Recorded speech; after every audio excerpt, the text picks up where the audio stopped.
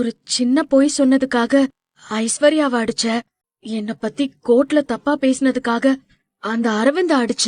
உனக்கு நான் பெரிய துரோகம் செஞ்சிருக்கேன். ஏன் என்ன அடிக்கவே இல்ல? சின்ன வயசுல இருந்து நீ எனக்காக நிறைய நல்லது பண்ணியிருக்க. அதெல்லாம் நினைச்சுதான் நீ இவ்வளவு பெரிய தப்பு பண்ணியும் எனக்கு உன்னை அடிக்க தோணல.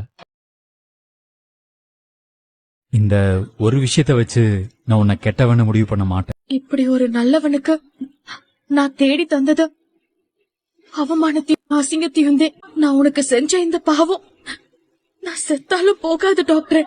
நீ என்னைய பெருந்தன்மையா மன்னிச்சாலும் அந்த குற்ற உணர்வு எனக்கு ஒண்ணுகிட்டே இருக்கும்.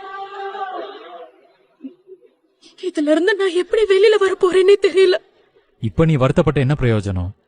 இதெல்லாம் நீ செய்யறதுக்கு முன்னாடியே யோசிச்சிருக்கணும். கடவுள் எழுதின கணக்க நம்ம நினைச்சாலும் மாத்த முடியாது டாக்டர். நம்ம வாழ்க்கையில நடக்கிற எல்லாமே அவங்க தீர்மானிச்சதே. டாக்டர், நேத்தே நான் உன்கிட்ட உன்னை கேட்கணும்னு நினைச்சேன். ஆனா கேட்க முடியல. இப்ப கேட்கலாமா? என்ன? நேத்து கோர்ட்ல ஜட்ஜம்மா கேட்டப்போ ஏன் என் கூட வாழ பிடிக்கலன்னு சொல்லல?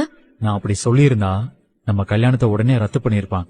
அதுவும் இல்லாம அந்த அரவிந்த் வந்து சொன்னதெல்லாம் உண்மையா இருக்கும். எனக்கு கிடைக்க போற வெற்றிக்காக உன்னை அவமானப்படுத்த நான் விரும்பல.